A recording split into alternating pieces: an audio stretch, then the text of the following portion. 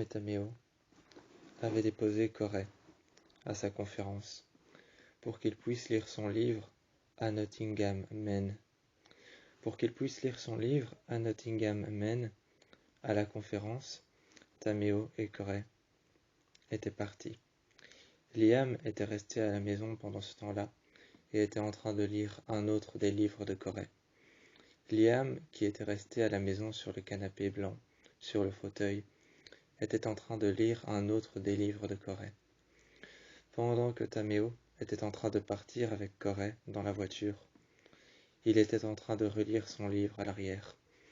À l'arrière, il était en train de relire son livre à Nottingham, Maine. Corey était en train de regarder par la fenêtre. Il regardait défiler le paysage avec son livre en main, avec son pouce coincé à la bonne page.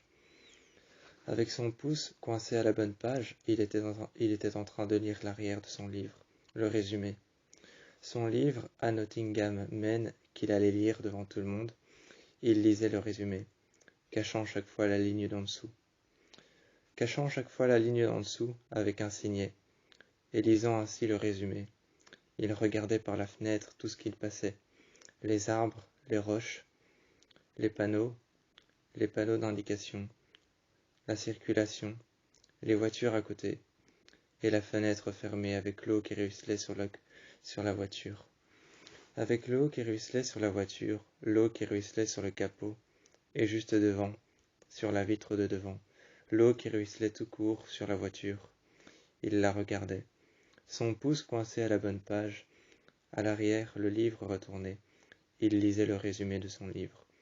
Son livre qui s'appelait A Nottingham, Maine, il le lisait attentivement, chaque page, chaque mot, chaque lettre, chaque boucle bien dessinée, chaque boucle qui avait été bien dessinée, chaque phrase, chaque lettre, chaque mot, chaque paragraphe, il les lisait attentivement, jusqu'à ce qu'il s'arrête de lire et qu'il demande à Taméo, en s'avançant un peu, en défaisant sa ceinture.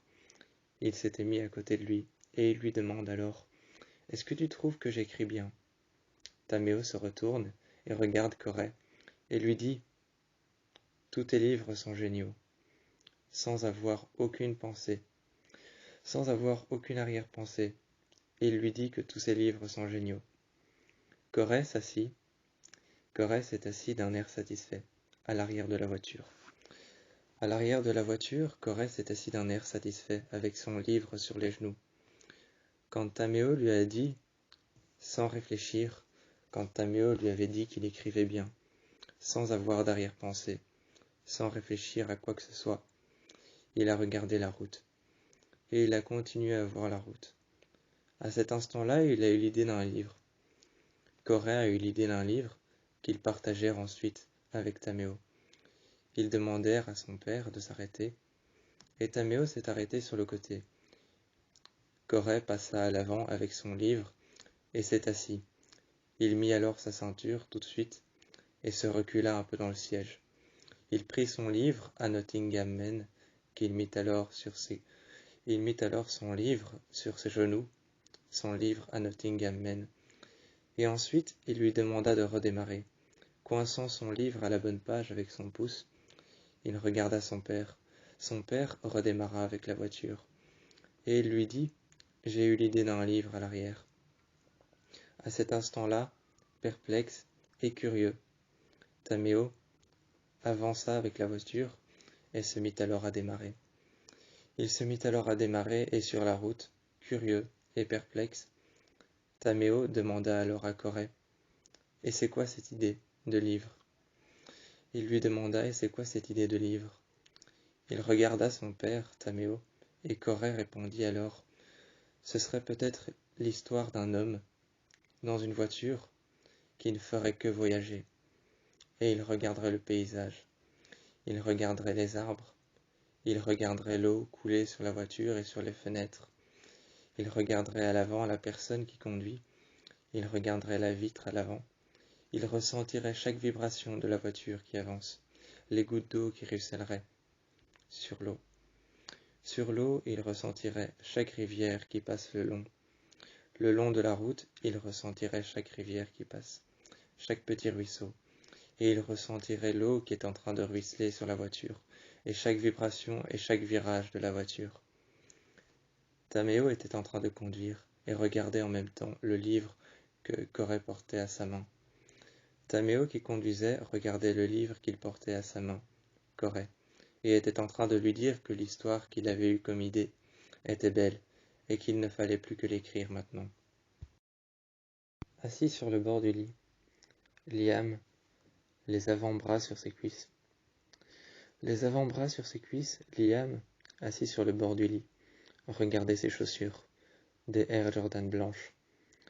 Liam regardait ses Air Jordan blanches et était en train de fixer très fixement le téléphone. Il fixait son téléphone sur le bord de la table, juste à côté de 2 verres d'eau vides.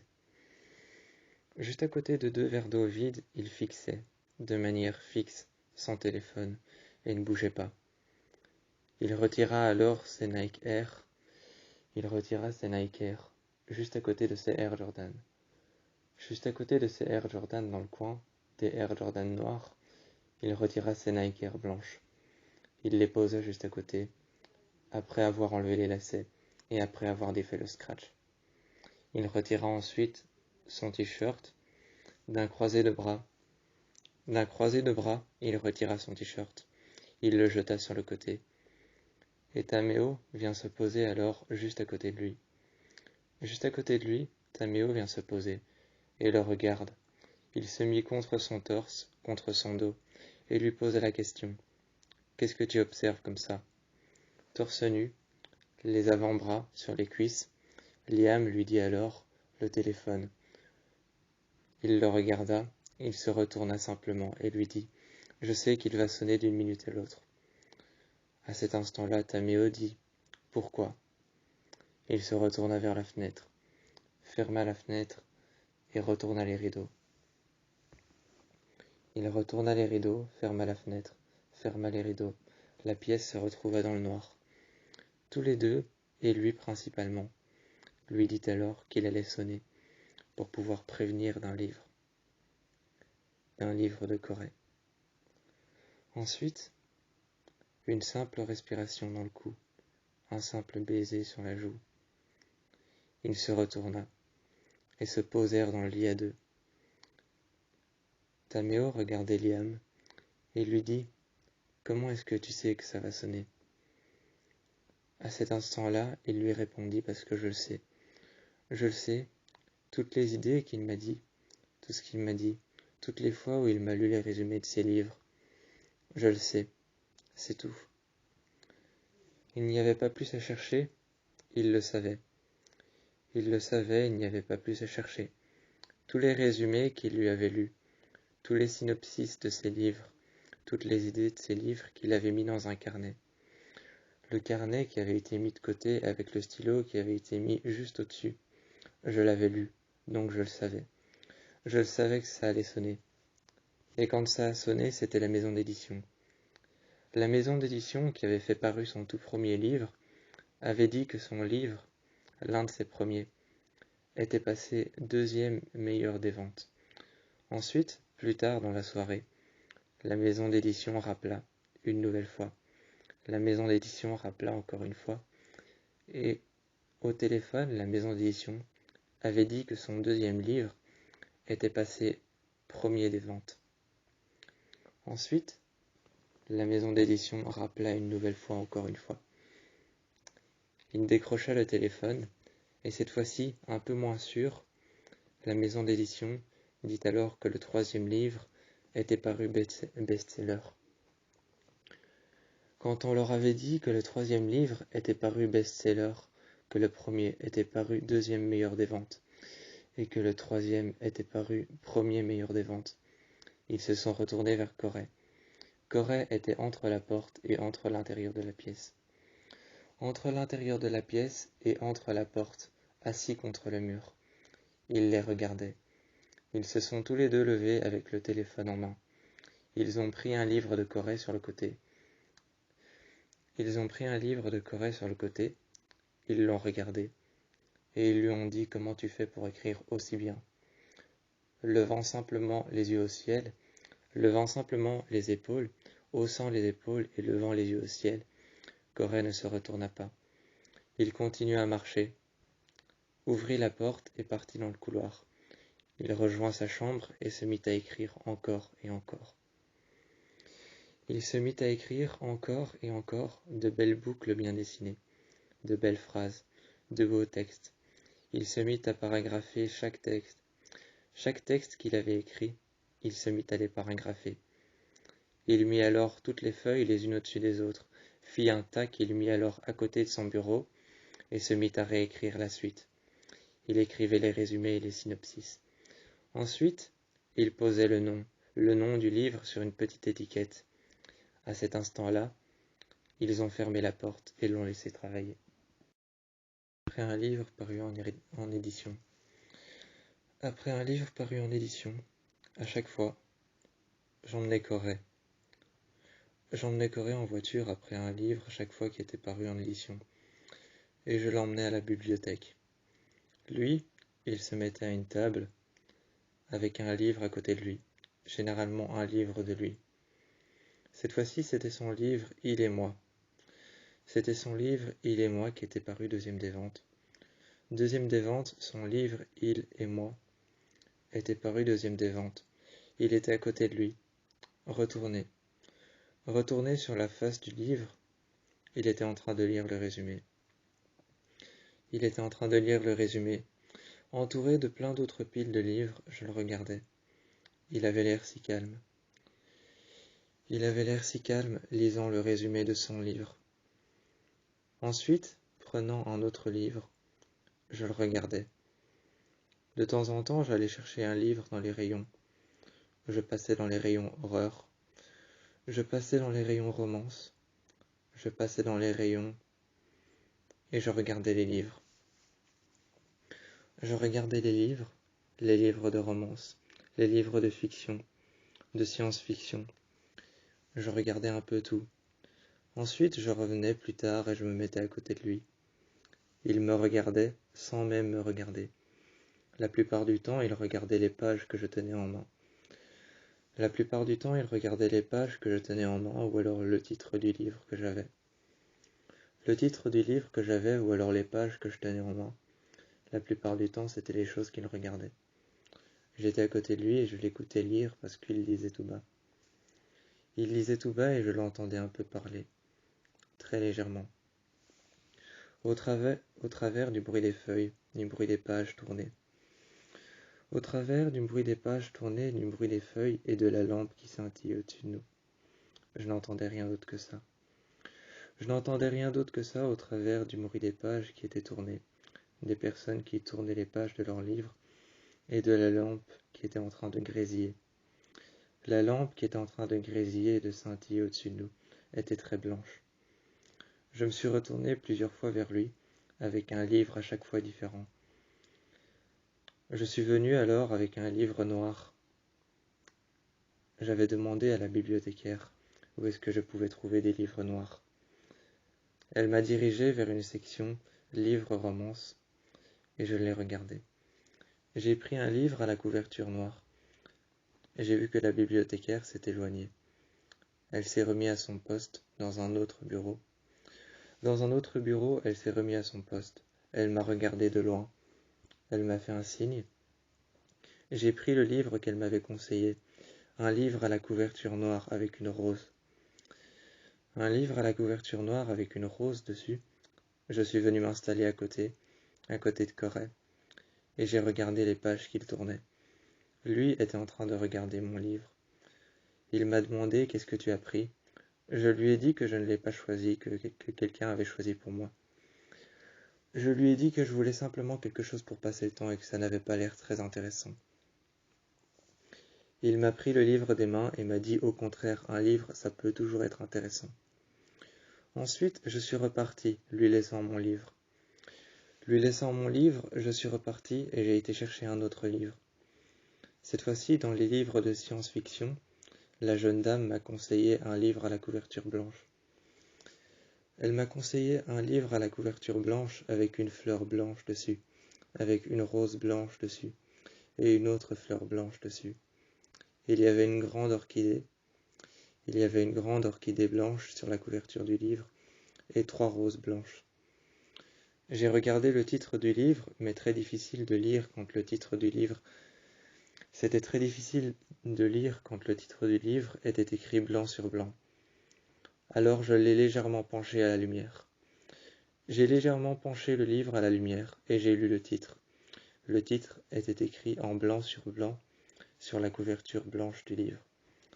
À cet instant-là, j'ai été lire mon livre et Corée a regardé la page. Il a regardé la page blanche du livre, la couverture blanche. Il a cherché à trouver le titre et je lui ai donné le livre. Je lui ai dit, va le pencher à la lumière. Je l'ai vu se diriger vers plusieurs rayons et pencher le livre à la lumière. Il a penché le livre à la lumière et il s'est installé par terre, lisant le livre, échangeant de temps en temps avec le sien. Lisant son livre, il s'est installé à la lumière et a commencé à tourner les pages. J'écoutais soigneusement le bruit des pages et les grésillements de la lumière au-dessus de nous.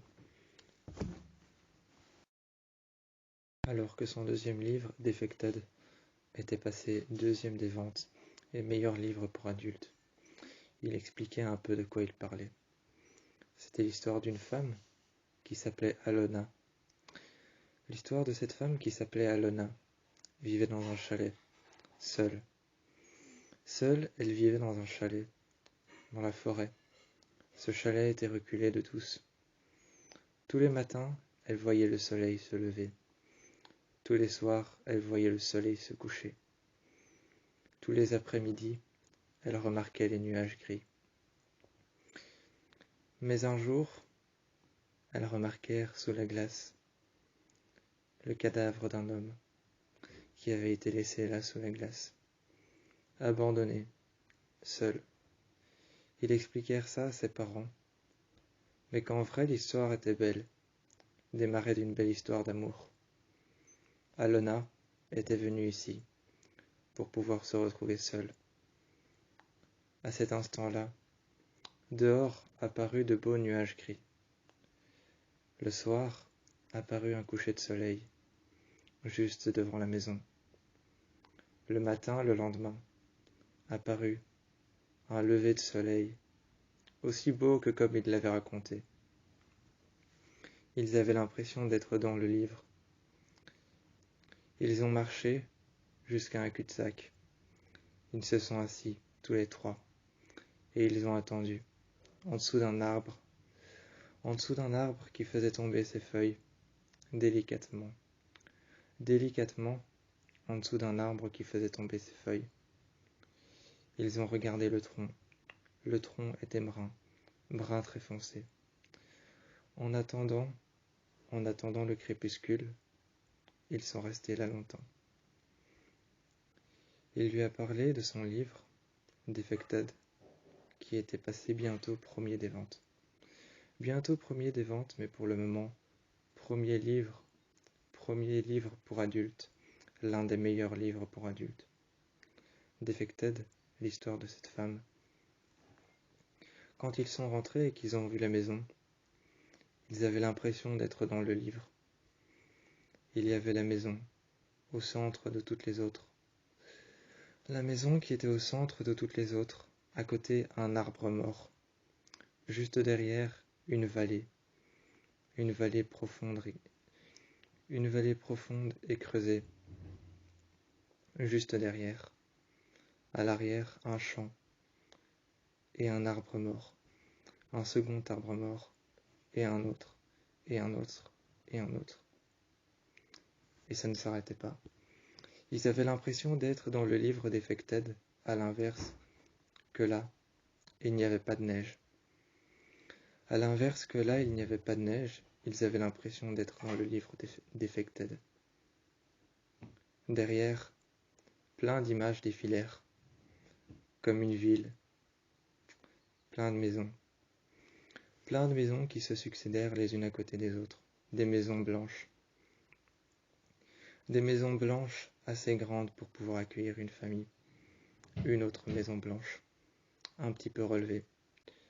Plein d'images défilèrent derrière, le bruit des voitures, le bruit du vent, plein de choses différentes. Le paysage derrière eux était en train de différer, selon l'endroit dans lequel ils se trouvaient. Selon l'endroit dans lequel ils se trouvaient, le paysage derrière était en train de différer. Il devenait différent à chaque fois. À chaque fois, on avait l'impression d'être dans un autre livre. Il y avait cette impression d'être en automne quand on passait en dessous de l'arbre. Les feuilles tombaient délicatement. Il y avait l'impression d'être dans la neige quand on était juste devant les maisons blanches. Il y avait cette impression d'être seul, comme Alena, au moment où on était en dessous de l'arbre. Et partout autour, c'était la même chose. Tout était en train de différer. Le bruit des voitures qui s'intensifiait. Plus on se rapprochait de la route, plus le bruit des voitures s'intensifiait. Il y avait la lumière qui s'estompait peu à peu, plus on s'approchait des maisons. Plus on se mettait dans le cul-de-sac, plus on arrivait dans le cul-de-sac où on ne connaissait aucune maison et personne. Quand on s'est assis, la lumière s'est estompée et il n'y avait presque plus rien, mis à part l'obscurité qui entourait 2 grandes maisons blanches. Après avoir reçu un appel de la maison d'édition, son livre Affection était passé best-seller. L'histoire d'une femme qui avait tout le temps un poignard avec elle. L'histoire d'une femme qui avait tout le temps un poignard avec elle. L'histoire de cette femme qui s'appelait Elle. Elle, c'était cette femme qui avait tout le temps un poignard avec elle. Elle ne partait jamais sans. Elle ne partait jamais sans, elle avait tout le temps son poignard, son couteau. C'était plus une dague qu'un couteau ou alors qu'un poignard. C'était une dague. Cette femme, elle, avait toujours sa dague avec elle. Elle avait une dague à sa main qu'elle portait toujours, comme arme de défense. À l'autre main, elle avait une bague. Elle cherchait les hommes. La nuit, elle cherchait les hommes. Un jour, elle en a poignardé un. Elle en a poignardé un avec sa dague, et elle s'est retournée. L'obscurité l'a envahie, et elle s'est retrouvée dans une ville fictive, une ville qui n'existe pas. Cette ville fictive, cette ville qui n'existe pas, elle s'y est retrouvée dedans, prisonnière. Elle devait se repentir. Elle devait se repentir, purger une peine. Purger une peine, elle devait se repentir dans cette ville fictive. C'était comme au purgatoire. Comme au purgatoire, elle avait une seule solution, se tuer elle pour libérer la lumière, ou alors repentir tous ses péchés. Elle s'est donc mise au pied d'un arbre. Elle s'est mise au pied d'un arbre et a avoué tous ses péchés. Elle a pleuré et pleuré, pleuré pendant des jours, toutes les larmes de son corps. Arrosant ainsi l'arbre en question. Arrosant ainsi l'arbre en question et les racines de l'arbre. L'arbre est devenu tellement grand qu'elle en est restée accrochée. Elle est restée accrochée à cet arbre, autant physiquement que mentalement. De manière affectueuse, elle est restée accrochée à cet arbre. Elle n'a pas pu le quitter. Sa peine avait été fendue, avait été cassée, avait été rompue. Sa peine avait été rompue, cassée, fendue par l'arbre. Les racines avaient poussé entre elle et la peine qu'elle devait purger.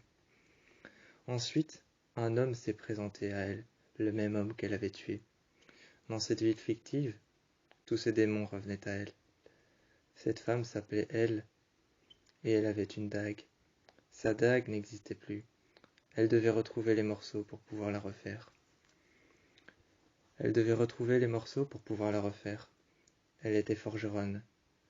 C'était une forgeronne qui cherchait les morceaux d'une dague pour pouvoir la refaire et la retrouver. Quand on est rentré à la maison était éclairée. La lumière à l'intérieur était lumineuse et blanche. La lumière à l'intérieur était lumineuse et blanche. L'arbre mort à côté de la maison était éclairé par une lumière bleue. Par une lumière bleue, bleu océan. À côté de la maison, il y avait cet arbre mort. Cet arbre mort était éclairé par une lumière bleue océan. Par une lumière bleue océan, par une lumière jaune vive, par une lumière blanche, tous les arbres morts qu'il y avait derrière la maison. Le premier arbre mort qu'il y avait au milieu du jardin, le premier arbre mort qu'il y avait au milieu du jardin, était éclairé par la lumière blanche de la maison. Le deuxième sur le côté était éclairé par une lumière un peu plus jaune, jaune vif. Et le deuxième, qui était à côté, à l'avant, était éclairé par une lumière bleu vif, presque blanc. Quand on est rentré à l'intérieur, c'était comme si la nuit nous était tombée dessus. C'était comme si la nuit nous était tombée dessus. L'obscurité était partout. On ne pouvait à peine que voir à 1 mètre. On ne pouvait à peine que voir à 1 mètre, et quand on sortait, je n'arrivais même plus à voir mes jambes. Assis par terre sur le sol, je n'arrivais même plus à voir mes jambes quand on sortait. C'était incroyable à quel point il faisait noir. J'avais l'impression d'être dans le livre Affection. J'avais l'impression d'être dans le livre Affection. Et de loin, il y avait cette lumière blanche. De loin, il y avait cette lumière blanche dans la cuisine qui se reflétait sur la lumière des couteaux. Sur la lumière des couteaux et la silhouette des couteaux, de loin, il y avait cette lumière qui se reflétait et qui faisait apparaître une ombre noire de la forme d'un couteau sur un mur. J'avais l'impression d'être dans le livre Affection de Corée. L'impression de vivre dans ses livres. L'impression d'être dans son univers. L'impression d'être plongé dans le noir. L'impression de le voir tout le temps à l'œuvre, de tout le temps le voir écrire. Il était tout le temps en face de son PC, prisonnier du noir, comme une prison. Comme une prison, prisonnier du noir, il y était toujours en face. Il y avait seulement son écran qui éclairait la pièce. Seulement son écran éclairait la pièce. On avait l'impression d'être tout le temps dans ses livres. Il nous racontait que dans son livre, il y avait un toit, une maison, avec un lustre avec plein de petits diamants ronds, qui étaient en train de tanguer de droite à gauche. Il nous racontait aussi que ces diamants ronds, de droite à gauche, qui étaient en train de tanguer, faisaient un petit bruit, très léger. Il nous racontait qu'il faisait noir et que cette nuit-là, il pleuvait. Dans son livre, cette nuit-là, il pleuvait, pendant que le lustre était en train de tanguer de droite à gauche, et que les petits diamants ronds étaient en train d'éclairer d'une lumière blanchâtre toute la pièce. Il nous racontait que les personnes en dessous, les femmes et les hommes, en grands costumes noirs et en grandes robes blanches, en grands costumes noirs et en grandes robes blanches, il nous racontait que toutes les flûtes à champagne étaient remplies. Il nous racontait que toutes les flûtes à champagne étaient remplies, que ça sentait l'encens et le brûlé, que ça sentait la sauge, qu'à l'intérieur il y avait des tables qui avaient été garnies en blanc, avec de belles nappes qui avaient été exposées. Il y avait des assiettes et des couverts, des services de table qui avaient été mis. Il nous expliquait ça comme si on y était. Ensuite, on se tournait et on avait toujours l'impression de voir quelque chose qui nous donnait encore plus l'impression d'y être, comme par exemple un lustre. Un simple lustre ou alors une simple lumière blanche allumée nous donnait l'impression d'être dans son livre. Il nous regardait et il était assis. Il était assis à son bureau. On rentrait à l'intérieur, la pièce, sa chambre, en particulier sa chambre, la pièce dans laquelle on était plongée dans le noir. Il n'y avait que l'écran de son PC qui était allumé et qui éclairait un petit peu la pièce. La fenêtre à côté était éclairée par le lampadaire dehors. La fenêtre à côté était éclairée par le lampadaire dehors, par les lumières blanches dehors, et peut-être même aussi un peu par le PC. Un peu par le PC, un peu par le lampadaire dehors, un peu par le lampadaire en face, et un peu par les rideaux blancs. Elle était éclairée, mais sans plus, pas plus que ça. Ensuite, on regardait dans le couloir, et dans le couloir, on voyait une série de cadres accrochés au mur. Au mur, on voyait une série de cadres accrochés avec des photos différentes. Avec des photos différentes, il y avait cette série de cadres noirs qui étaient accrochés au mur. L'intérieur du couloir était blanc, blanc éclairé. Il y avait des petites lampes LED juste en dessous sur le bord en bas, sur le sol en bas sur le bord du couloir, il y avait des petites lampes LED. Et tous ces cadres qui étaient accrochés, il y en avait des plus grands. Il y en avait des plus grands qui étaient carrés, des plus grands qui étaient rectangulaires, des plus grands qui étaient un peu plus grands que les carrés, des plus grands qui étaient plus élargis et plus en longueur que les rectangulaires. Tous avec des photos différentes, certains avec plusieurs photos à l'intérieur dans le même cadre. Certains avaient encadré des photos plus importantes et moins importantes. On regardait dans le couloir qui était blanc, éclairé par quelques petites lumières LED qui étaient mises par terre sur le sol, dans les coins. Et on avait l'impression d'être dans son livre. Il suffisait de regarder l'escalier qui tombait. Il suffisait de regarder l'escalier qui tombait, en passant à droite, à gauche, en s'arrêtant et en repassant à droite et à gauche, atterrissant par terre, derrière, à l'arrière de la maison, atterrissant par terre à l'arrière de la maison. Derrière, sur un mur blanc, il y avait un grand cadre, avec plusieurs photos dessus. L'escalier s'arrêtait là, au rez-de-chaussée. Et juste en face, il y avait une grande horloge blanche, avec une table, une énorme table ovale. Il y avait une énorme table ovale blanche en bois, et juste au-dessus, il y avait une grande horloge. Celle-ci faisait encore du bruit. Elle éclairait très bien. Elle éclairait très bien avec la lampe qu'il y avait à côté, et elle montrait très bien l'heure. Il était minuit pile. Il y avait cette grande maison blanche par laquelle le vent passait. Par lequel on entendait les cris des enfants qui étaient en train de pleurer. C'étaient tous des enfants, des jeunes enfants.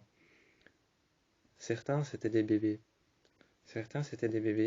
des jeunes enfants, des nouveau-nés, dans leur berceau qui était en train de tanguer de droite à gauche.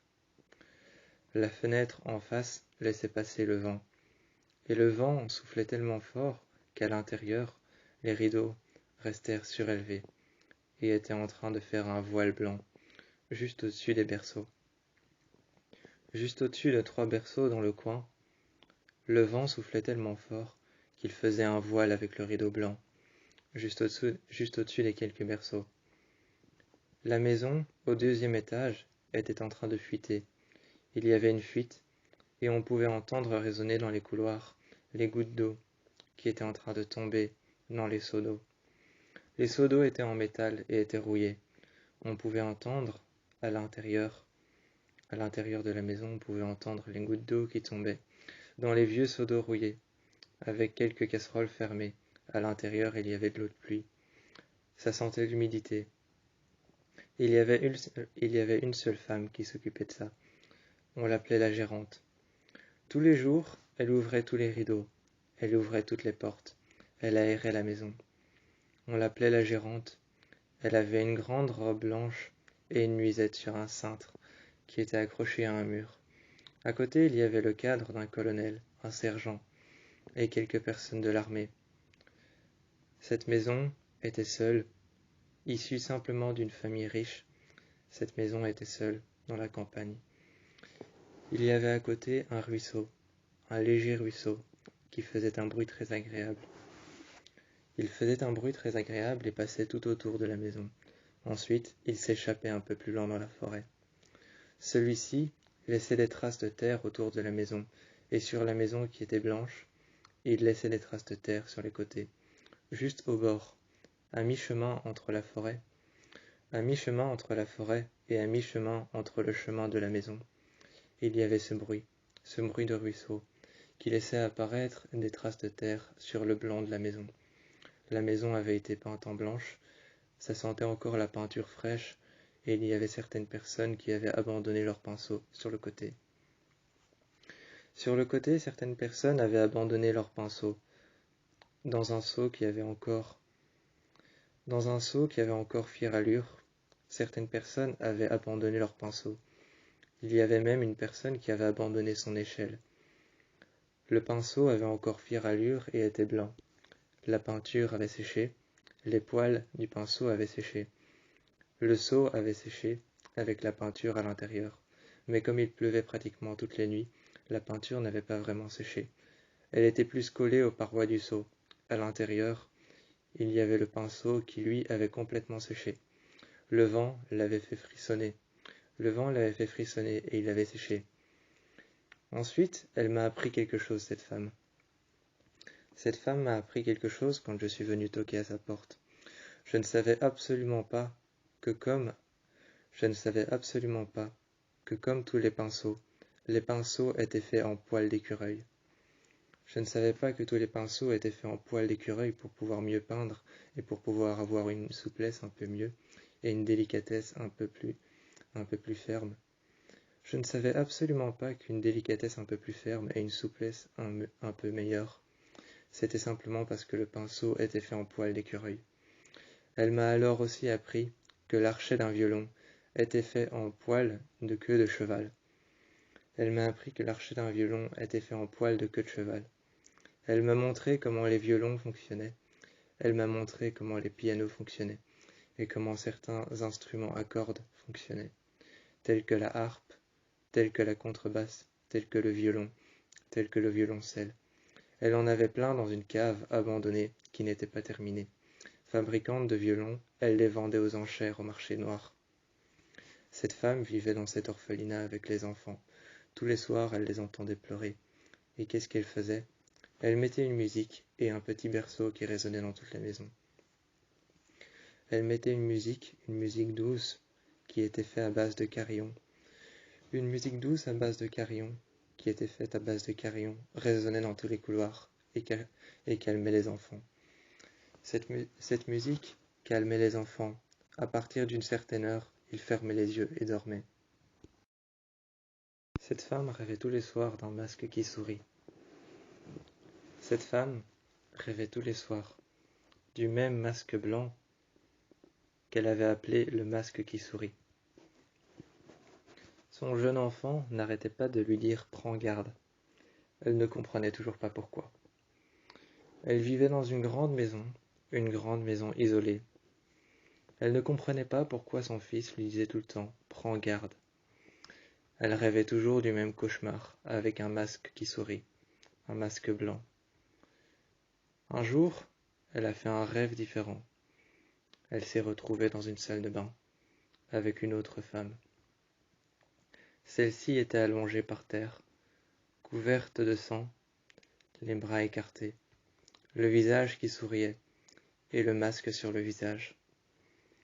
Elle avait soulevé le masque et elle avait vu son visage qui souriait. À cet instant-là, elle s'est réveillée. Se réveillant en sursaut, elle repensa à cette légende.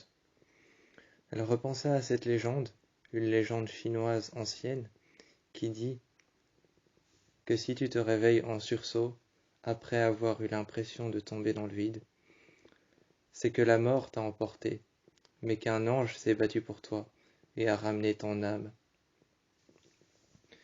Se rappelant cette légende qui dit que c'est la mort qui t'a emmené, si tu as rêvé que tu tombais dans le vide et que tu t'es réveillé en sursaut, que c'est la mort qui t'a emmené et que c'est un ange qui t'a ramené sur terre. Elle s'est rappelée de ça, et elle a vu son enfant lui dire « Prends garde ». À cet instant-là, par la fenêtre, son enfant vit alors une ombre silencieuse et sournoise. Il vit une ombre silencieuse et sournoise, comme si elle portait une cape, comme si elle avait un voile, qu'elle portait une cape. Celle-ci restait droite devant la maison. La maison était éclairée, munie d'un lustre. Le toit était muni d'un lustre. À l'intérieur, il y avait plusieurs lampes, des belles lampes en marbre qui éclairaient la moitié de la maison. Ces belles lampes en marbre qui éclairaient la moitié de la maison étaient sur les côtés. Il y avait une grande pièce carrée, avec deux grandes lampes en marbre. Il y avait deux grandes lampes en marbre dans cette grande pièce carrée. Il y avait un escalier qui arrivait et qui s'étalait sur deux colonnes. Il y avait deux colonnes qui s'étalaient après sur plusieurs colonnes qui grandissaient. Toujours Toujours les plusieurs colonnes grandissaient. Il y en avait 5, 6, 7, et puis plus on marchait à côté de l'escalier par terre au rez-de-chaussée, plus on avait l'impression qu'il y en avait plus.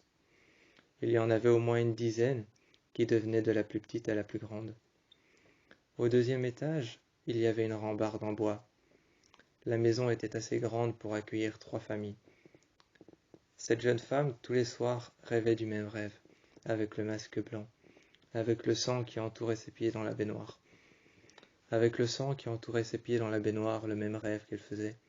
La femme allongée par terre avec le masque, elle souriait, et puis elle entendait son fils lui dire « Prends garde ».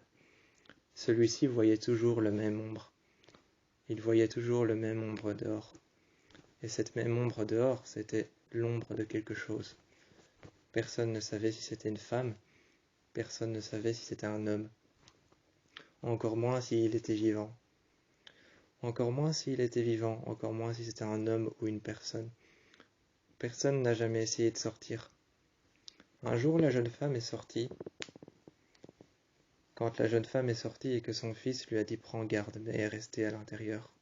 Il ne l'a même pas retenue. Il ne l'a même pas retenue à l'intérieur. Il n'a même pas essayé de lui dire « Reviens à l'intérieur ». Elle est partie, elle a regardé son fils. Elle a dit alors à la chose de partir. Celle-ci lui a pris la main. Elle n'est jamais revenue en arrière. La chose n'était peut-être pas méchante. Elle n'était peut-être pas méchante, mais alors dans cette maison résonnait toujours le sens de la voix. Résonnait toujours dans cette maison maintenant le sens de la voix et des mots que disait son fils. Prends garde. Elle est partie avec cette chose qui n'était peut-être pas méchante. Elle était partie avec cette chose qui n'était peut-être pas méchante. La maison était restée éclairée. L'enfant était resté seul pendant des années. Les mots et la raison de pourquoi il disait « Prends garde » étaient restés partout dans la maison. Cet homme était retourné dans la maison de sa maman pour des raisons familiales. Pour des raisons familiales, il était retourné dans la maison de sa maman. La maison ne ressemblait ni à une maison de film d'horreur, ne ressemblait ni à une maison hantée, et n'était ni hantée ni quoi que ce soit. Quand il est rentré dans la maison, il y avait encore les rideaux d'antan. Il y avait encore les rideaux d'antan qui étaient blancs. Il y avait encore le lit qui était fait. Malgré ça, quelques animaux sont passés par là. Alors le lit était un peu déchiré. Malgré ça, il y avait encore une odeur de moisissure qui planait au-dessus de la pièce. Il y avait quelques photos au mur qui lui rappelaient sa mère, qui n'est plus là. Sa mère qui n'est plus là. Sa mère qu'il retrouve à travers des photos, à travers des pièces dans lesquelles il a vécu. Le rocking chair sur le côté, la chaise juste à côté, assise en face de la fenêtre. Il se souvient.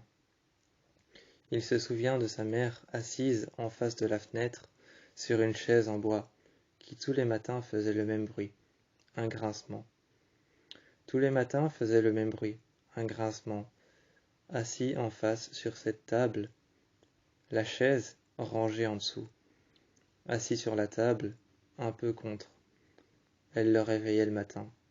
Elle ouvrait les rideaux et la lumière rentrait. Il y avait quelques photos éparpillées sur la table, et encore un reste. Et encore un reste de travaux inachevés. Un reste de travaux inachevés sur le côté. Des feuilles blanches, un stylo, et une machine à écrire. À côté, il y avait du bois pour le feu. Il y avait du bois pour le feu à côté, et juste à côté encore, près du lit, il y avait quelque chose pour chauffer la pièce. Il y avait une sorte d'entrée à côté du lit, une sorte de porte qui était fermée. Elle était petite, elle était carrée. À l'intérieur, il y avait de la poussière. Il y avait de la poussière, cette porte était petite, carrée. Ce n'était ni un feu ouvert, et c'était ni une cheminée. Ce n'était ni une cheminée, ni un feu ouvert. Il y avait une porte fermée, en bois. Alors je me demandais, pourquoi mettre du bois ici pour pouvoir faire un feu, si l'on fait un feu à l'intérieur et que la porte pourrait brûler? Je me suis posé la question longtemps de ce que c'était. C'était peut-être juste un caveau, c'était peut-être juste une cachette. Je ne savais pas ce que c'était. Et j'ai vu à côté qu'il y avait une cheminée. La cheminée était grande. La cheminée était grande, profonde, et quand j'ai mis une bûche à l'intérieur, le feu a démarré tout de suite. Malgré ça, il s'est mis à pleuvoir, donc le feu n'a pas duré longtemps. Le feu n'a pas duré longtemps, malgré ça, il s'est mis à pleuvoir. Il s'est mis à pleuvoir tellement fort dehors que j'en ai eu des frissons. J'en ai eu des frissons, j'en ai eu la chair de poule. Il s'est mis à pleuvoir tellement fort dehors. Les orages ont commencé à apparaître, des éclairs dans le ciel qui faisaient apparaître de temps en temps brièvement une lumière blanche. Et j'ai regardé cette petite porte fermée, derrière laquelle, à l'intérieur, il y avait une bûche, et une deuxième bûche qui était sur l'autre. Il y avait un paquet d'allumettes juste à côté qui était fermé. Il y avait une allumette en dehors, comme si je devais la craquer et allumer un feu. Mais je savais que si je faisais ça, déjà je brûlais la maison. Je savais que si je faisais ça, je brûlais la maison. Et avant toute chose, je brûlerais la petite pièce. Je brûlerais la petite pièce, je brûlerais l'entrée, je brûlerais la porte en bois, et je brûlerais l'escalier. Ensuite, c'est la maison qui brûlerait, et qui s'immolerait à l'intérieur. C'est la maison qui s'immolerait, inhumée par les flammes. Je savais. Alors je ne l'ai pas fait. J'ai juste pris le paquet d'allumettes. Je l'ai fermé. Et je l'ai rangé. Quand j'ai rangé le paquet d'allumettes, je me suis retourné. La porte était ouverte, et j'ai regardé. Les bûches étaient en dehors, juste à côté de l'escalier. Les bûches étaient en dehors, juste à côté de l'escalier, la porte était ouverte. J'ai regardé à l'intérieur, il y avait un petit rire d'enfant et un petit pleur de bébé. Il y avait un petit pleur de bébé, un petit rire d'enfant. J'ai regardé à l'intérieur. Les bûches n'étaient plus là, mais à côté de l'escalier. La boîte d'allumettes avait disparu. Je l'ai pris, et j'ai pensé que cette maison avait peut-être encore de la vie, ou alors qu'elle était même magique. Le poing serré frappait à la porte blanche, presque tous les jours. Presque tous les jours, elle frappait à la porte blanche. Partant un jour à Brooklyn voir ses parents, la jeune femme à l'intérieur, derrière la porte blanche, dans sa maison, abandonna son enfant, seul, qui resta vivre très longtemps dans cet appartement. Dans cet appartement, elle abandonna son seul enfant, qui y vécut très longtemps, seul, jusqu'au jour où la vieille femme arriva devant la porte blanche pour une seconde fois. Elle se mit à frapper à la porte blanche. Encore une fois, il entendit les frappements de la porte. Il descendit voir la jeune femme, et il lui dit « Non, n'entrez pas ». La jeune femme s'en allèrent, seule. La vieille femme qu'il y avait à côté n'avait pas encore frappé à la porte. Seulement, la jeune femme qui venait d'arriver, avec son voile blanc sur le visage, avec son voile blanc sur son corps, avec son voile blanc sur son corps, avec son voile blanc sur le visage, tenant dans ses mains un crochet, un crochet de voiture. On l'a regardé très longtemps. Tenant dans ses mains un crochet de voiture, elle s'en est allée. Elle s'est assise un peu plus loin, avec le crochet de la voiture et une plaque d'immatriculation en main. Avec une plaque d'immatriculation allemande en main, avec le crochet de la voiture en main. Elle a regardé toutes les personnes qui passent toute la journée. La jeune femme s'en est allée, tant qu'à la vieille femme, elle est restée. La vieille femme est restée, et elle est montée un jour. Un jour, elle est revenue. On entendit frapper très fort. La vieille femme monta. À cet instant-là, elle a revu tout ce qui s'est passé dans cet appartement. Elle expliqua qu'il était à lui avant, que cet appartement de Brooklyn, elle le connaissait bien, si bien. Pendant ce temps, il expliqua que sa mère était partie, elle, à Brooklyn, un peu plus loin. Dans les fins fonds de Brooklyn, elle était partie un peu plus loin voir les parents. Seulement, nous, quand on est arrivé là-bas, qu'est-ce qui s'est passé? Qu'est-ce qui s'est passé quand on est arrivé là-bas, nous? On a vu les parents de Liam, on s'est assis à la table. Il y avait le livre de Corée, juste à côté. Juste à côté, pour une dernière fois, il y avait le livre de Corée. J'ai regardé son livre qui s'appelait Pour une dernière fois. Je l'ai ouvert à la bonne page et j'ai coincé le livre avec mon pouce. Relisant le résumé, le synopsis, j'ai coincé le livre à la bonne page avec mon pouce et j'ai commencé à lire le résumé. J'ai regardé le livre pour une dernière fois. À cet instant-là, j'ai regardé Corée, qui était en train de regarder par la fenêtre, tenant un des livres de la mère de Liam. Il regardait par la fenêtre, lisant plusieurs livres en même temps, commençant par les 2 premières phrases d'un synopsis du premier, terminant par les 2 dernières phrases d'un synopsis du dernier, prenant alors le 3e qu'il avait pris, le surprenant en train de lire le milieu du synopsis mais pas le dessus et le dessous. Je le regardais, je lui disais « Qu'est-ce que tu fais ?» posant légèrement sa main sur son épaule. Il prit ma main et il me regardait. Quand il prit ma main, il me regarde et dit « Je cherche l'inspiration ». Je me suis assis à côté de lui et je lui ai dit « Tu ne souffres tout de même pas du syndrome de la page blanche ?» Il m'a regardé et il m'a dit « Non, pire, pas pire que ça, mais quand même pire. Je n'ai pas d'inspiration. Je n'ai pas de titre, je n'ai pas d'explication. Je n'ai pas d'explication à ce qui se passe, je n'ai pas de titre. Je n'ai pas de synopsis, je n'ai pas d'histoire. » Je me suis assis à côté de lui et je lui ai dit « Ce n'est pas grave ça. Ce n'est pas grave ça si tu n'as pas d'histoire, si tu n'as pas de synopsis. Le titre, ce n'est pas grave non plus. Ça viendra après pendant ton histoire. Et peut-être que le synopsis, il te suffit simplement de dormir une nuit, je lui ai dit. Je lui ai dit, il te suffit peut-être de dormir une nuit, ou alors peut-être de te reposer simplement la journée. Il m'a regardé. Il s'est levé et s'est appuyé contre la vitre. Contre la vitre de l'appartement, il s'est appuyé. Quand je lui ai dit qu'il suffisait peut-être simplement de dormir un peu, ou alors peut-être simplement de passer une nuit sans toucher à un livre, ensuite de revenir devant son PC, de l'allumer, de reprendre les pages et de commencer à écrire, boucle après boucle.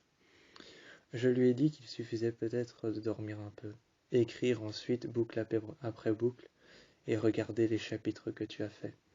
Quand tu regarderas les chapitres que tu as faits, tu pourras écrire boucle après boucle, tu pourras écrire les phrases, tu pourras essayer de séparer les chapitres, tu pourras ensuite avoir une idée de ce que tu veux faire.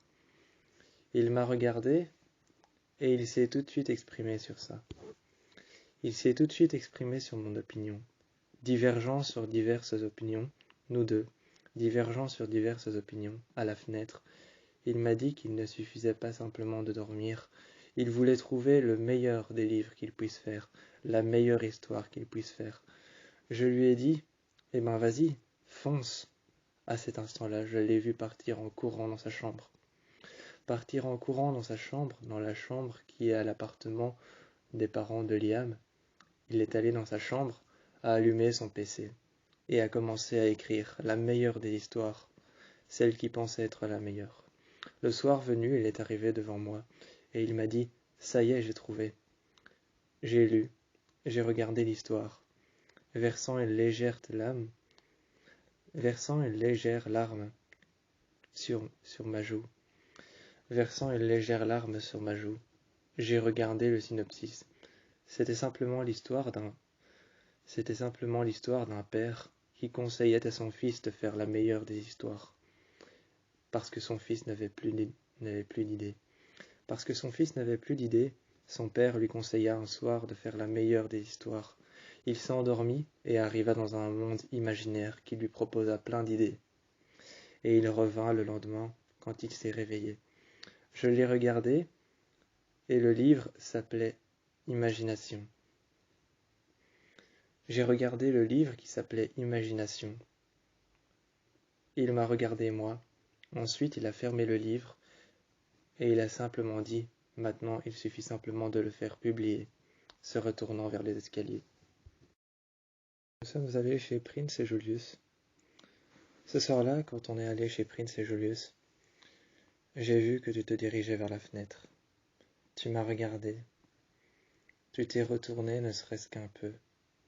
Ne serait-ce qu'un peu, tu t'es retourné vers moi. J'ai regardé Prince, j'ai regardé Julius. Ils étaient en train d'observer dehors la nuit. Parce que la nuit, devant chez eux, il fait entièrement noir. Il fait entièrement noir chez eux la nuit. Et de temps en temps, la lune se met juste devant la fenêtre. Elle est ronde et elle est pleine. Ils l'observaient. La lune était blanche, ronde et pleine, juste devant la fenêtre. Comme posés sur le bord de la terrasse, ils étaient en train de l'observer.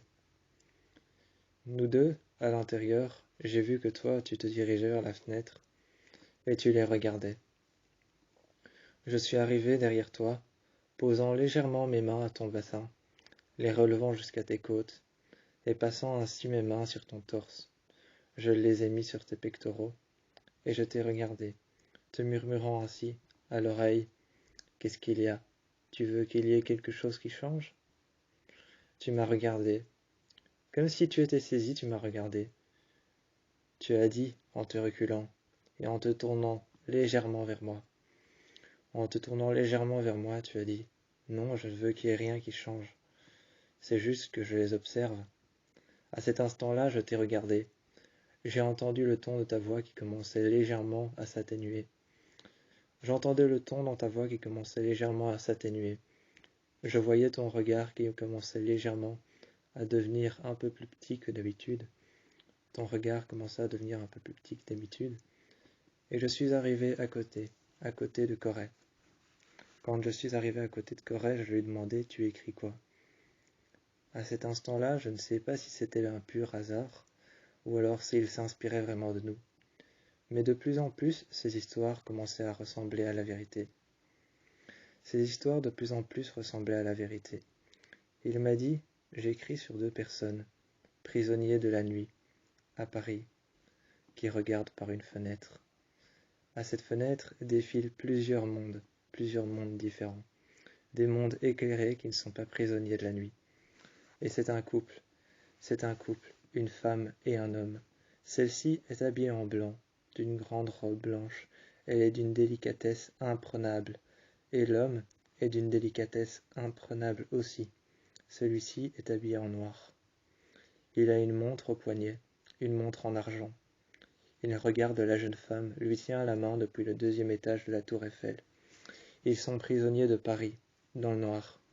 Tous les deux n'ont aucun nom, et se regardent.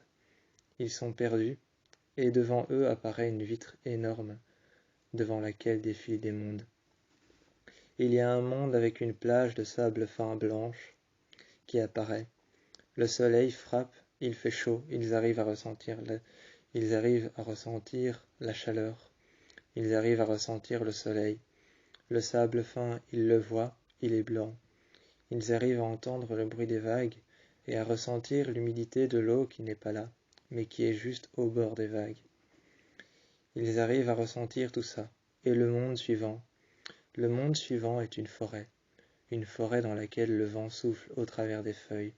Les feuilles tombent et les feuilles arrivent sur le sol. Les feuilles tombent et arrivent sur le sol. Certaines personnes les ramassent et de temps en temps, un dessin abstrait se forme avec les couleurs sur les feuilles. Sur les feuilles, un dessin abstrait se forme avec les couleurs. Un dessin qui se forme de toutes les couleurs différentes. Si c'est une fleur fanée, le dessin peut être de couleur très blanche. Si c'est une feuille fanée, le dessin peut être de couleur très brune. Si c'est une feuille qui est encore verte, le dessin peut être vert. Tout le monde ramasse les feuilles, et à un moment, un jeune garçon qui se retourne vers la fenêtre, regarde la fenêtre, et commence à dire « Maman, papa ». Il prend une feuille, Il prend une pétale et il prend une autre feuille. La pétale est blanche et le petit dessin abstrait dessus est blanc. Il prend une feuille qui est verte et le dessin abstrait est vert. La seconde est une feuille fanée. Elle est brune, brun presque café. Brun presque de la couleur du café, il prend cette feuille et il la dépose par terre. 3 dessins abstraits sur une feuille, sur une pétale et sur une autre feuille. Les deux qui sont prisonniers de Paris, qui sont prisonniers de la nuit, qui sont prisonniers du 2e étage, se serrent la main un peu plus fort et regardent cet enfant. La jeune femme serre un peu plus fort la main du jeune homme. La jeune femme, au 2e étage, serre un peu plus fort la main du jeune homme et le jeune homme serre un peu plus fort la main de la jeune femme. Tous les deux, avec une alliance au doigt, se regardent. Ensuite, ils s'embrassent. Le jeune garçon s'en va en courant et la fenêtre s'éteint. Le lendemain, chez Prince et Julius, ils montrent le premier livre, la première parution de Corée. Le premier livre et la première parution de Corée est en réalité une histoire très brève. C'est en réalité une histoire très brève, une histoire sentimentale et une histoire d'amour. Quand on regarde le livre, on ne peut pas penser ça. La couverture est noire et montre la lame d'un couteau sur laquelle il y a une goutte qui est en train de tomber. Il y a une goutte, une larme qui est en train de tomber. La lame est très aiguisée, comme si le couteau venait d'être acheté et venait d'être forgé. Comme s'il venait d'être forgé dans de l'acier trempé. La lame est vraiment très blanche. Dessus, il y a une larme qui tombe, une petite goutte. Juste au bord, il y a la couleur du sang. Il y a la couleur du sang juste au bord. Autour de la lame, il y a un oiseau. Il y a un oiseau qui encercle la lame.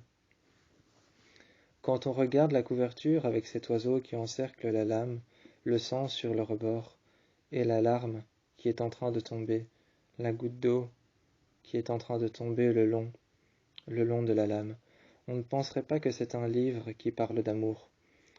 Mais il est question d'une histoire de crime passionnel. Il est question d'une histoire de crime passionnel qui parle d'une femme qui s'appelle Alex. Ça parle d'une femme qui s'appelle Alex, ayant perdu sa sœur jumelle, morte dans un incendie. Elle est morte dans un incendie, ayant perdu sa sœur jumelle. Elle trouve alors quelqu'un d'autre, trouvant ainsi l'amour à travers un homme. Trouvant l'amour à travers un homme, celui-ci lui promet dévotion et promet d'être dévot à jamais. Il promet d'être dévot à jamais, promet dévotion et promet amour, lui promet gloire et fortune. Il lui promet gloire et fortune, il lui promet d'être dévot.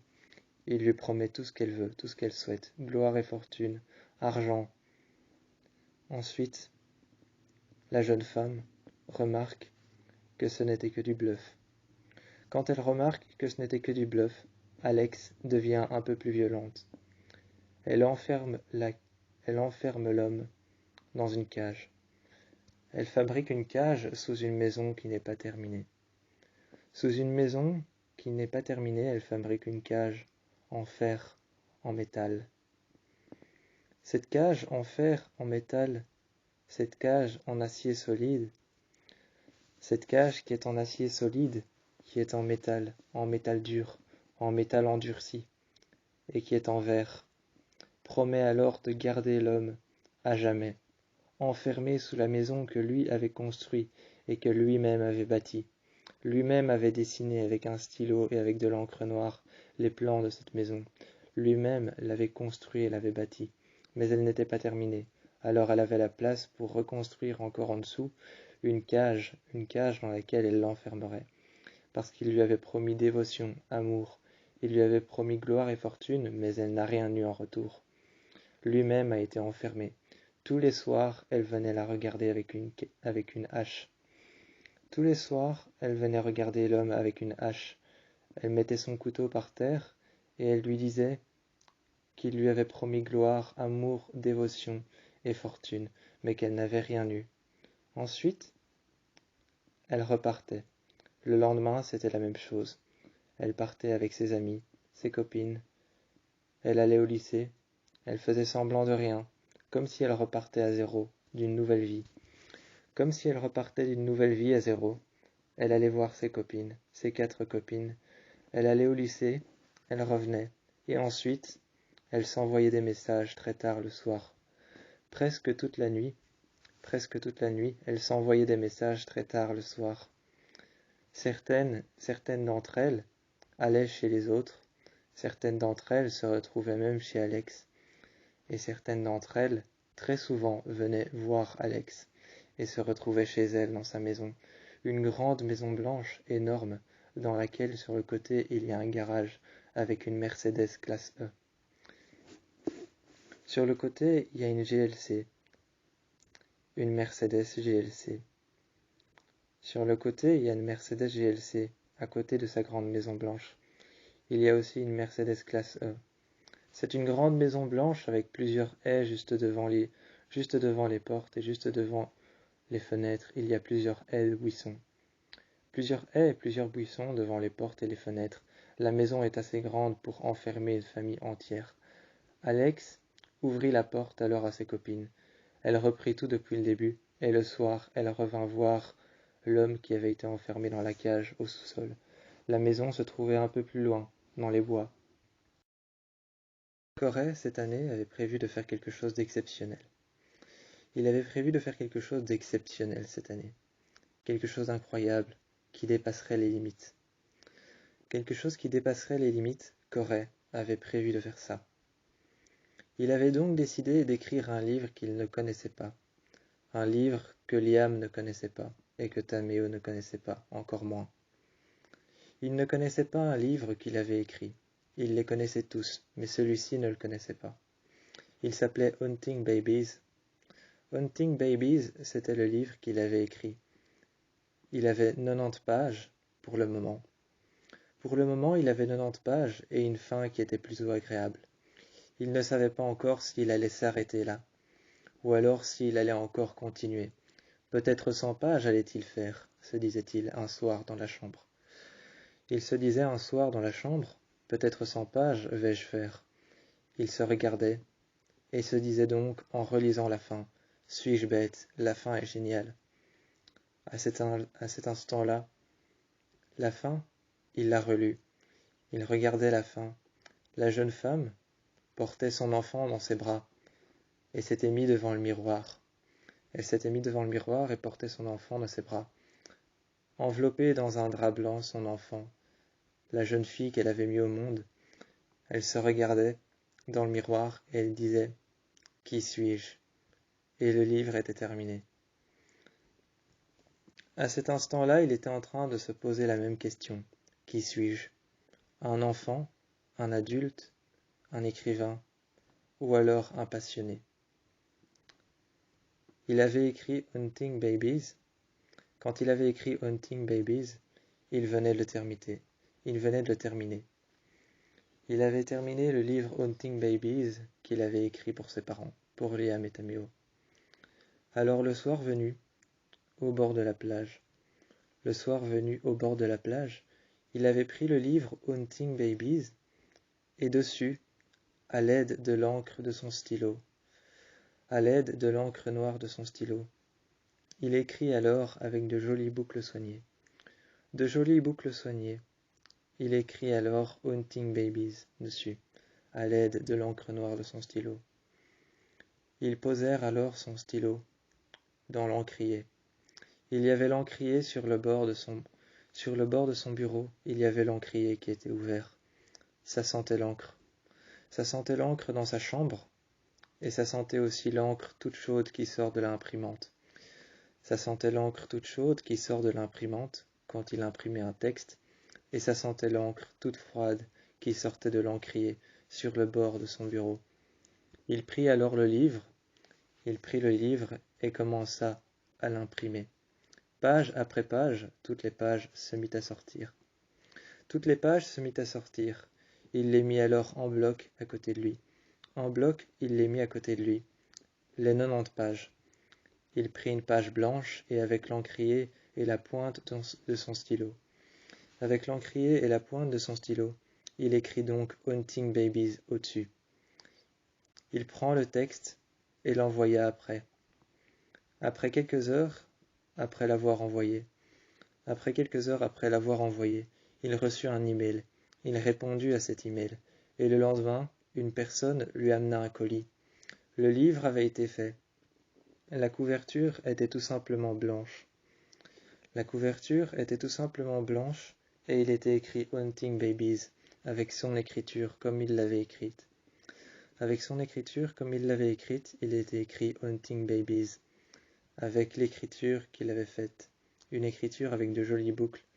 Une écriture avec de jolies boucles, de jolies lettres et un joli point à la fin qui avait été juste dessiné finement. Il avait été dessiné finement, une écriture un peu en italique.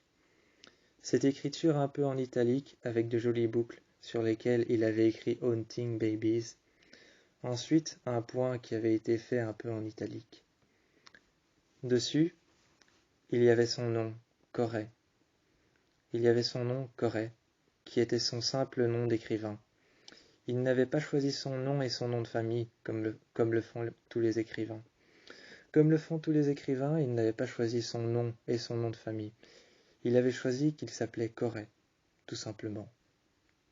Ensuite, une fois le soir venu, quand on a l'impression que la lune et le soleil sont tous les deux sur la plage, mais que le soleil est posé juste au bord de la plage, et qu'on a l'impression que la mer s'arrête tout au fond et qu'elle va tomber dans l'espace. Quand on a l'impression que la mer va tomber dans l'espace et qu'elle s'arrête tout au fond, comme s'il y avait une énorme cascade d'eau juste au fond, une énorme chute d'eau tout au fond, qui laissèrent tomber dans l'espace tous les litres d'eau et tous les litres d'eau qu'il y a dans la mer. Tous les litres d'eau qu'il y a dans la mer, comme s'il y avait une énorme cascade à la fin et que la terre était plate. On regardait la mer et eux deux, Liam et Tameo, étaient en train de se regarder, se serrant très fort la main, regardant la mer qui paraissait si plate à tel point qu'on avait l'impression qu'elle se déversait dans l'espace et que la terre était plate.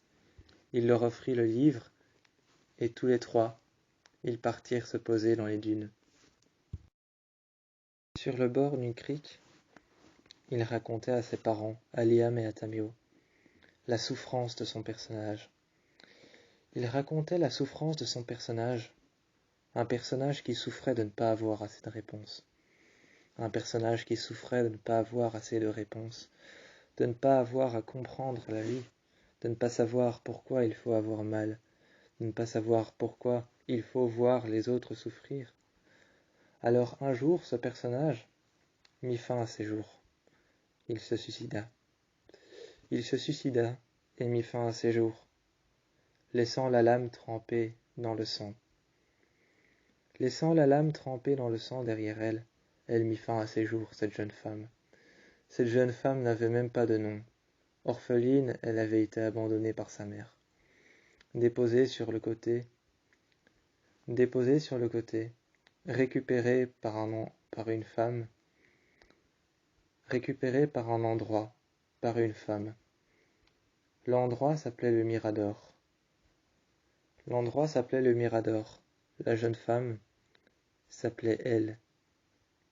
Elle était le personnage principal de la vie de cette fille. Cette fille avait été récupérée dans un orphelinat qui s'appelait le Mirador.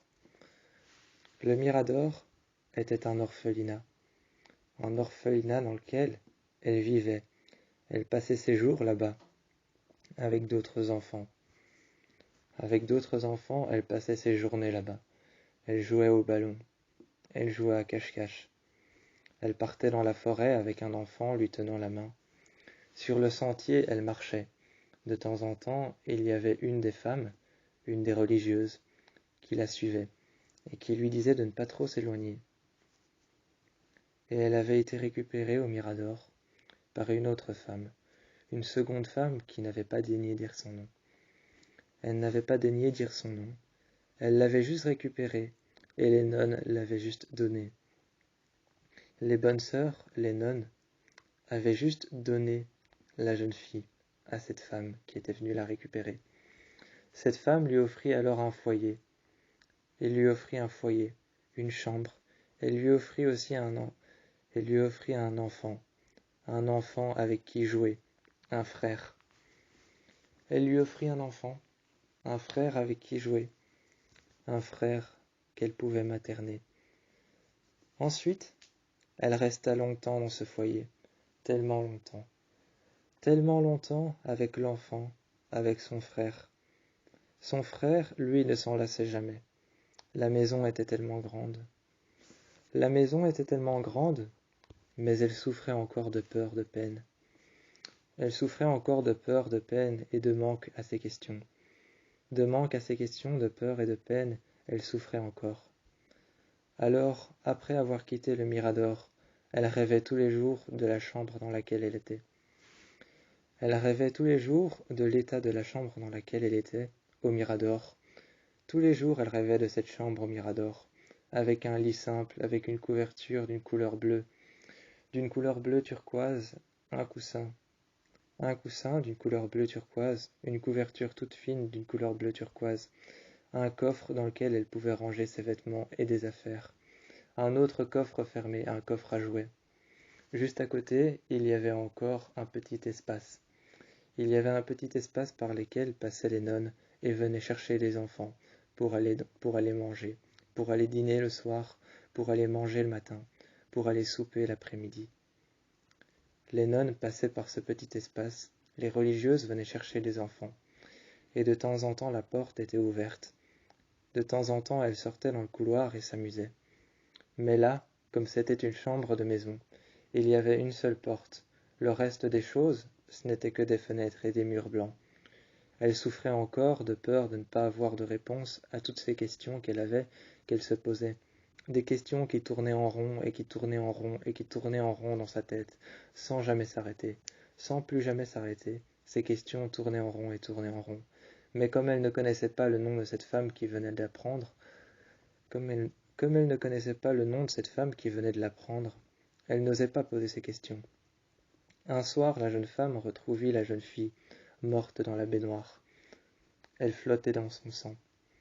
Elle flottait dans son sang, les mains sur le rebord de la baignoire, une lame à la main qui était tombée par terre. Elle avait mis fin à ses jours, mais elle était arrivée dans une chambre. Dans cette chambre, il y avait une autre elle-même. Il y avait une autre elle-même, une autre fille qui lui ressemblait, qui était en train d'écrire les réponses à toutes ces questions. Le lendemain, la jeune femme, qui s'était endormie soigneusement, après avoir vu cette jeune fille morte dans sa baignoire, se retrouva face à face avec la jeune fille qui avait réponse à toutes les questions qu'elle avait cherchées. Plus loin, sur le chemin des dunes, plus loin, Corée avait appelé ses parents. Il tenait en main l'un de ses livres. Qui s'appelait Le chemin des dunes. Le chemin des dunes racontait le pèlerinage d'une femme. Ça racontait le pèlerinage d'une femme sur les dunes de la mer. Alors il avait appelé ses deux parents. Corée et Taméo sont arrivés, et ils lui ont demandé « Qu'est-ce qu'il y a ?» Apeurés, ils lui ont demandé « Qu'est-ce qu'il y a ? Il se passe quelque chose ?» Il les a tout de suite arrêtés et il leur a dit « Non, non, tout va bien. » Ils se sont installés face au soleil, un instant, et sont restés couchés, adossés contre les dunes. Adossés contre les dunes, ils sont restés couchés, tous. À cet instant-là, Corée s'est relevé, et il a dit qu'il leur avait préparé un jeu de piste. Liam s'est levé et a dit qu'il était trop jeune pour jouer à ça, qu'il avait passé l'âge en fait. À cet instant-là, Taméo a haussé les épaules, a regardé Liam et lui a fait un geste des yeux. Il lui a fait un geste des yeux, a haussé les épaules et a finalement mis sa main sur son épaule. Il l'a regardé et lui a dit pourquoi pas finalement. Ensuite, Liam a dit d'accord, qu'est-ce que t'as préparé? Il s'est levé. Et ensuite, Corey, qui les tirait très légèrement par le bras tous les deux. Il les tirait très légèrement par le bras tous les deux. Liam est resté là avec Tameo. Et ensuite, Corey est arrivé. Il a dit vous devez chercher dans le sable. Ils ont commencé à chercher dans le sable.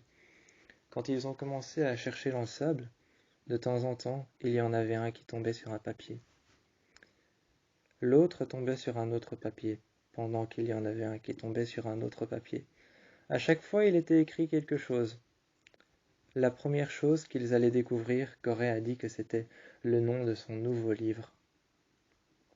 Ensuite, il a dit que la deuxième chose qu'ils allaient découvrir, c'était quelque chose sur eux, quelque chose qu'ils pensent sur eux. Ensuite, la troisième chose et la dernière, c'était quelque chose que Corey voulait absolument leur dire, mais qu'il n'avait pas le courage de dire en face.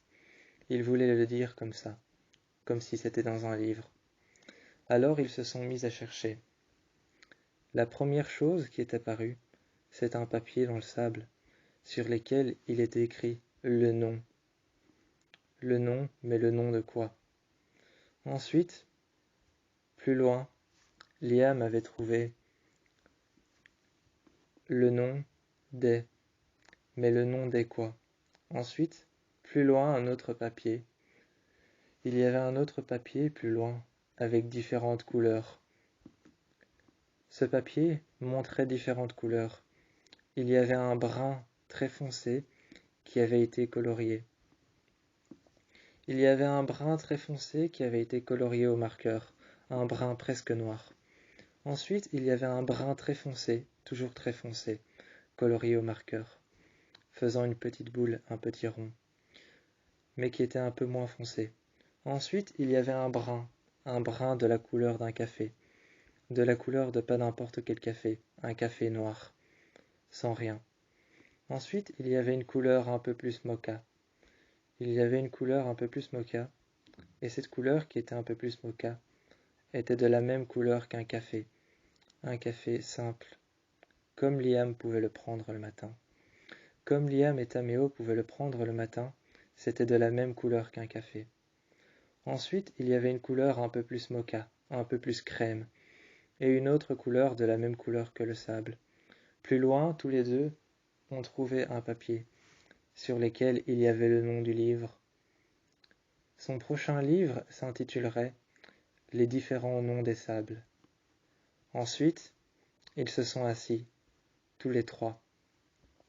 Tous les trois par terre, ils se sont assis. Liam s'est assis et s'est adossé contre une dune qui était très haute. Il y avait une dune qui était très haute juste face à la mer. Il s'est adossé contre et a demandé à Tameo de venir contre lui s'adosser contre cette dune. Il est venu s'adosser contre cette dune et s'est adossé contre son épaule en même temps, posant sa tête contre la sienne. Ensuite, Liam et Tameo, qui étaient adossés l'un contre l'autre sur leurs épaules et posant leurs têtes l'une contre l'autre, regardèrent la mer et écoutèrent le bruit des vagues. C'est entre Liam et Tameo que Corey est venu se poser. Liam a regardé Corey, a passé sa main dans les cheveux de Corey, a passé sa main dans les cheveux de Tameo, est resté posé en arrière comme ça, posé sur l'épaule de Tameo, sa tête contre, et a demandé à Corey « De quoi va parler ton prochain livre, tu sais ?» Corey s'est retourné très légèrement et a dit « Non, pas encore. J'ai l'estimation que je vais peut-être parler de tous les sables différents, parce que chaque sable est différent. Les sables de Rio de Janeiro sont d'une couleur un peu plus crème. Les sables qu'il y a, par exemple, aux Émirats arabes, par exemple à Dubaï, sont un peu plus blancs. Le sable qu'il y a ici est un peu plus blanc mais d'une couleur un peu plus crème. Chaque sable est différent. Ensuite, il y a les sables rouges de Madagascar. Tous ces sables, les sables rouges de Madagascar, les sables noirs, les sables sauvages, je crois que je vais en parler dans mon livre. Ce ne sera pas vraiment une histoire en clair. Ensuite, ils sont rentrés à la maison. frappant sur la porte juste pour faire rire Corée. Juste pour faire rire Corée, Liam qui avait les clés en main. Liam qui avait les clés de la porte blanche de la maison, juste pour faire rire Corée, frappèrent sur la porte alors que c'était chez lui. Un soir, rentré à la maison. Un soir, rentré à la maison, Corée était arrivé. Il y avait une femme qui s'était présentée devant la porte. Une femme s'était présentée devant la porte et Corée avait ouvert. Corée avait ouvert, elle s'était présentée devant la porte. À cet instant-là, Corée s'était retourné et il avait dit, criant très fort à travers la maison, il avait dit « Papa !» criant très fort à travers la maison. Les deux se sont retournés en même temps. Les deux se sont retournés en même temps, criant « Papa !» à travers la maison. Liam est arrivé, a regardé par la porte ouverte et a vu la femme avec un long châle et une longue robe noire très fine. Une longue robe noire très fine, un châle sur les épaules, un papier en main, visiblement toute mouillée parce qu'il pleuvait. Elle est rentrée, elle grelottait. Elle était enceinte. Elle était enceinte, elle grelottait. Elle s'est assise sur une chaise. On lui a poussé la chaise très légèrement. On a reculé la chaise et elle s'est assise. À cet instant-là, Liam s'est mis à côté d'elle, lui a demandé si elle voulait un verre d'eau. Elle l'a regardé et elle lui a dit « Oui, s'il vous plaît », répondant d'une délicatesse incroyable. La jeune femme déposa alors le papier qui était mouillé. L'encre coulait un peu. Corée était parti dans sa chambre et avait allumé son PC. Il écrivait « Cette nuit, j'ai dû ouvrir à une inconnue. Une femme avec un châle noir est arrivée dans la maison. Mes deux parents ont ouvert. Je ne sais pas si c'était un livre ou je ne sais pas si c'était quelque chose, par exemple, qu'il faisait pour lui, mais j'ai regardé un instant. Ensuite, je lui ai dit de venir, et il est venu. » La jeune femme était assise et regardait Corée. Corée regardait derrière la jeune femme. Il regardait l'écran de la télé qui était éteint, la télé qui était sur le mur. Il regardait la télé qui était sur le mur, qui était éteinte, et la jeune femme regardait Corée. Elle s'est avancée légèrement, a croisé les bras.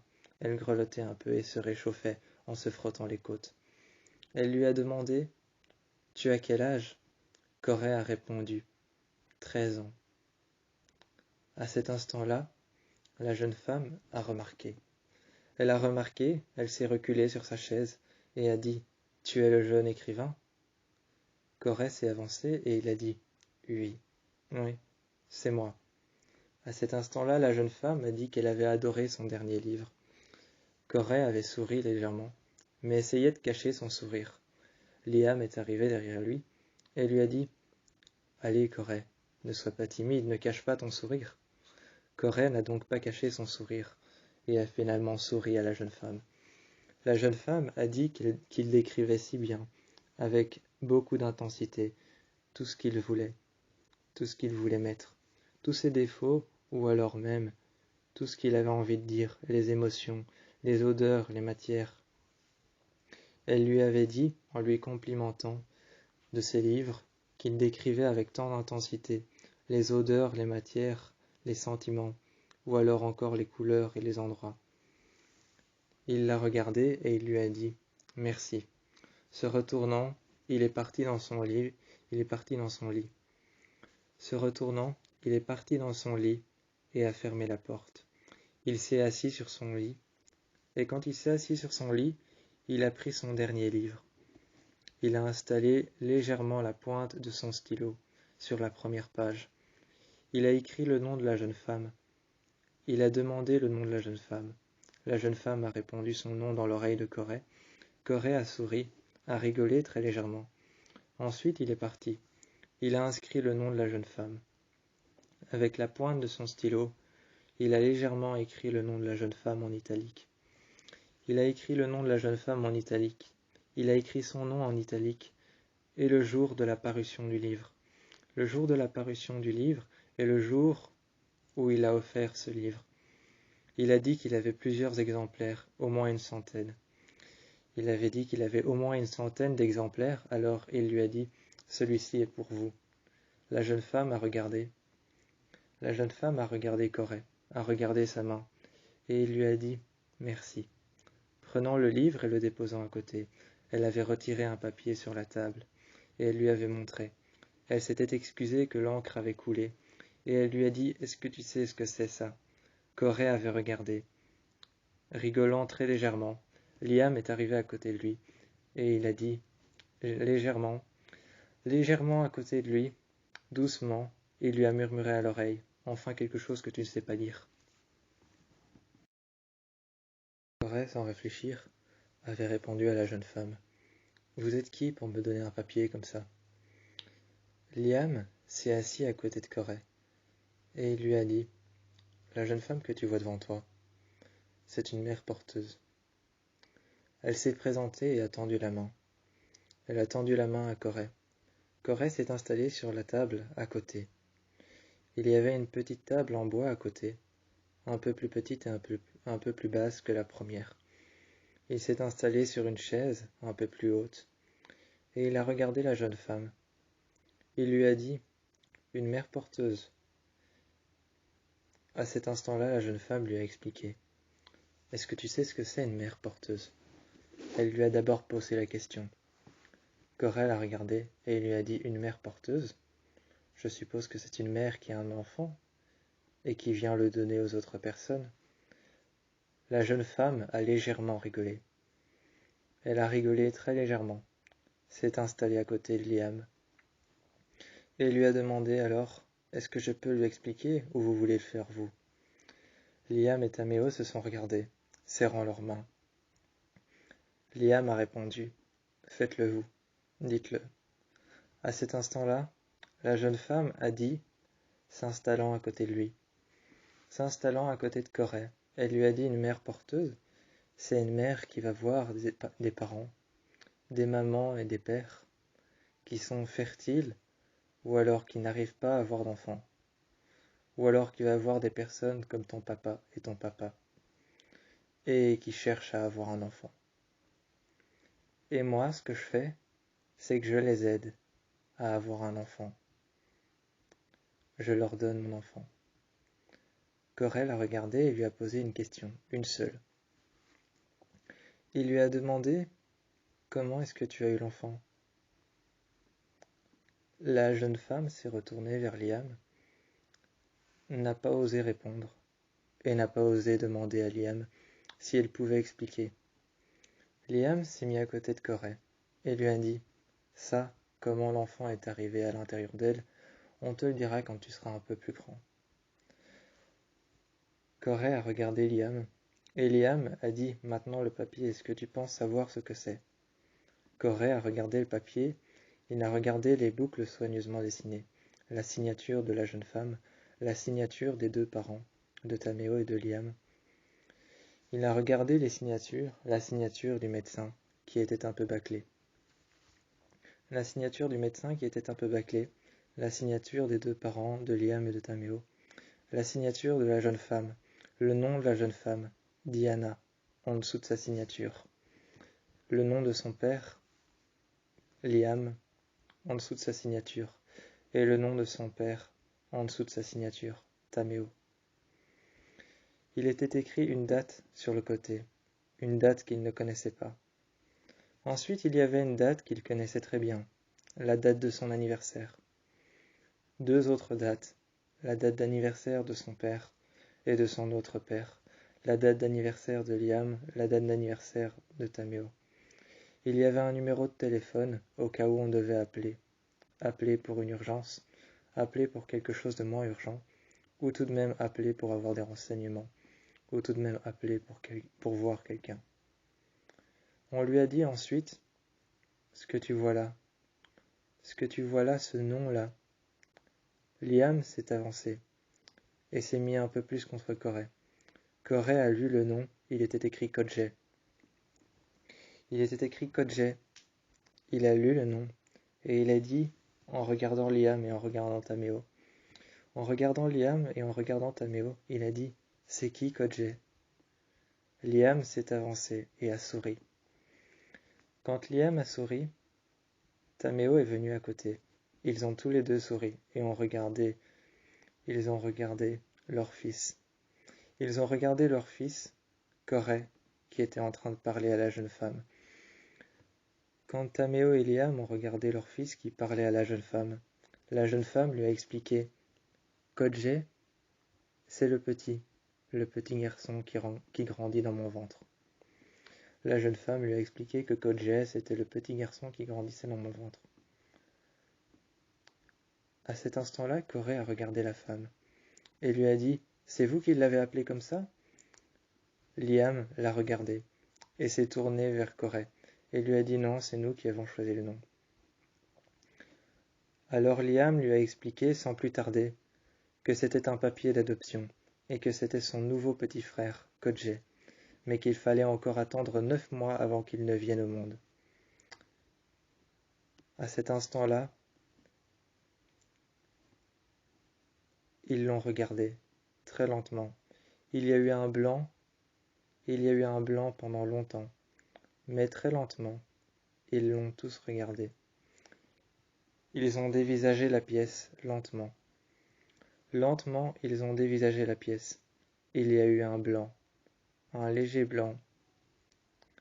Et ils ont dévisagé tous la pièce, regardant autre part, regardant le lustre au-dessus, qui ne bougeait pas, regardant le lustre qui ne bougeait pas, regardant la décoration de la maison, regardant les fenêtres, regardant l'extérieur des fenêtres, à l'extérieur, regardant dehors et regardant la grande porte blanche, regardant la grande porte blanche.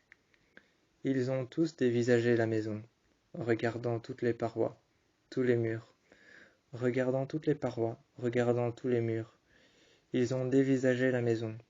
Ensuite, on s'est tous regardés au milieu de la pièce. La jeune mère porteuse, Liam, Taméo, et moi. Et ensuite, Liam a expliqué tout simplement que Kodje allait arriver dans cette maison dans 9 mois, et que ça allait être son frère. Ça allait être le frère de Corée. Quand la jeune femme s'en est allée, Corée a retenu sa jambe. Quand la jeune femme s'en est allée, Corée a retenu sa jambe, et il lui a posé une seule question. « Est-ce que je peux mettre mes mains sur votre ventre ?» La jeune femme lui a dit « Avec plaisir. » Alors Corée s'est un peu mis sur la pointe des pieds. Corée s'est un peu mis sur la pointe des pieds au milieu du salon, et la jeune femme s'est avancée. La jeune femme a dit à Corée « Mets tes mains un peu plus vers le bas, mais tout de même au milieu du ventre. » Alors Corée a posé ses mains au milieu du ventre, mais un peu plus en bas. Il sentait le bébé qui était en train de bouger dans le ventre de la jeune femme. Elle a remercié pour l'hospitalité et pour le verre d'eau. Elle a remercié Corée pour son livre. Elle a dit qu'elle allait en prendre soin et qu'elle allait le lire. Ensuite, les papiers d'adoption avaient été mis au point. Elle est partie, et le jeune Corée avait senti son frère qui bougeait dans le ventre de la jeune mère porteuse.